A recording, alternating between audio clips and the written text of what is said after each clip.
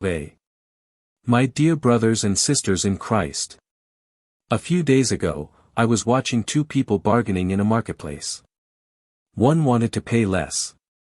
The other wanted a higher price. Neither wanted to lose. As I watched them, a thought came to my mind: isn't much of life like that? We bargain for success. We bargain for security. We bargain for recognition. We bargain for power. We are constantly trying to gain a little more, earn a little more, possess a little more. The world teaches us that happiness comes from having more. More money. More influence. More comfort. More success. Then Jesus climbs a mountain, sits down, opens his mouth, and begins his first great sermon. And what he says surprises everyone.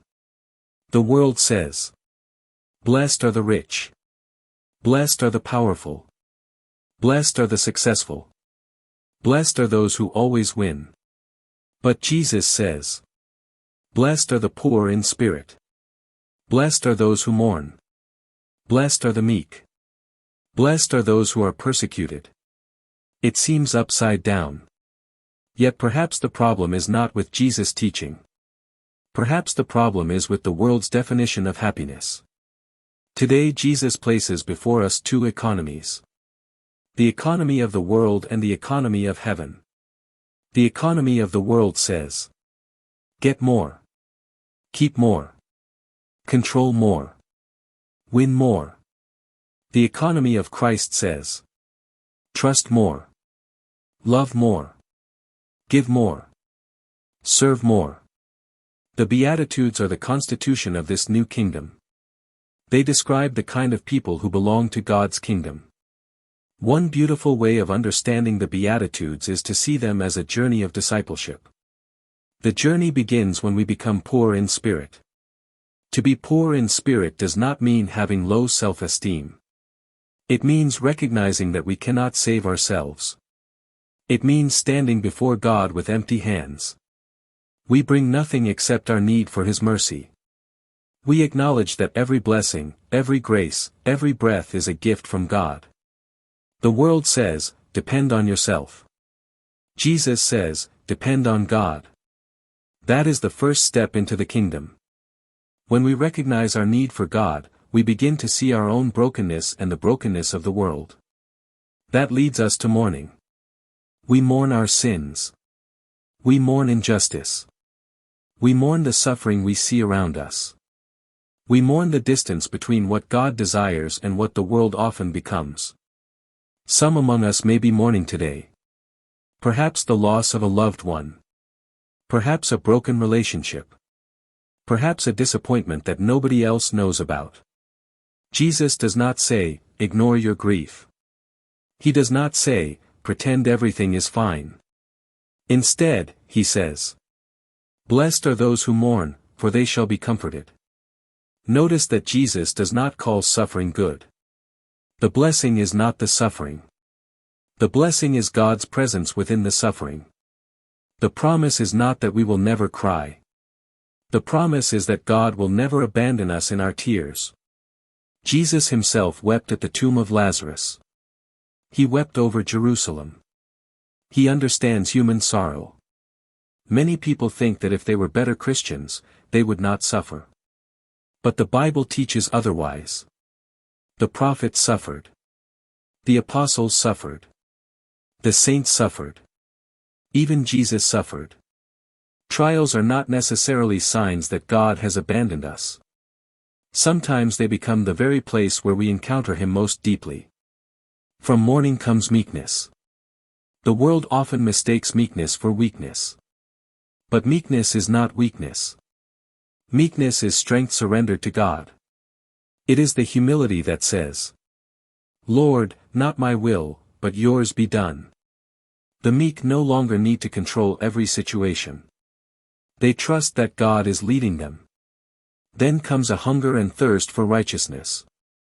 Just as a hungry person longs for food and a thirsty person longs for water, the disciple begins to desire God more than success, more than comfort, more than worldly approval. The world hungers for profit. The Christian hungers for holiness. And when God's grace begins to fill our hearts, beautiful things happen. We become merciful. Because we have received mercy. We become pure in heart. Because we desire God above all else. We become peacemakers. Because we have experienced the peace of Christ. The Beatitudes describe not only what Christians do. They describe what God's grace does within Christians. Slowly, God transforms us into the image of His Son. In fact, the Beatitudes are a portrait of Jesus Himself. Jesus was poor in spirit. Jesus mourned. Jesus was meek and humble. Jesus hungered for righteousness. Jesus was merciful. Jesus was pure in heart. Jesus made peace through the cross. Jesus was persecuted. Therefore, whenever we live the Beatitudes, we become more like Christ. And that is why the final Beatitude speaks about persecution. Whenever people live according to God's kingdom, they challenge the values of the world. Mercy challenges revenge. Humility challenges pride. Truth challenges falsehood. Love challenges hatred. Sometimes the world welcomes such people. Sometimes it rejects them, yet Jesus says, "Rejoice and be glad, for your reward is great in heaven." Brothers and sisters, the Beatitudes are not merely promises for the future. They are training for heaven. Heaven is the place where love reigns completely. Where selfishness has no place. Where everyone lives in the fullness of God's presence. The Beatitudes teach us how to live that life even now. Every act of mercy prepares us for heaven. Every act of forgiveness prepares us for heaven. Every effort to make peace prepares us for heaven. Every moment of trust prepares us for heaven. Today Jesus asks each of us a simple question. Whose definition of happiness will you believe? The world's? Or mine? As we approach this altar, let us ask the Lord to make us poor in spirit, merciful in heart, pure in intention, and courageous in faith. And tomorrow morning, when you face a choice between getting more and loving more, choose Christ. When you face a choice between winning an argument and making peace, choose Christ. When you face a choice between protecting yourself and showing mercy, choose Christ. This week, let us live not by the economy of the world but by the economy of heaven. For true blessedness is not found in wealth, power, or success. It is found in living close to God. Amen.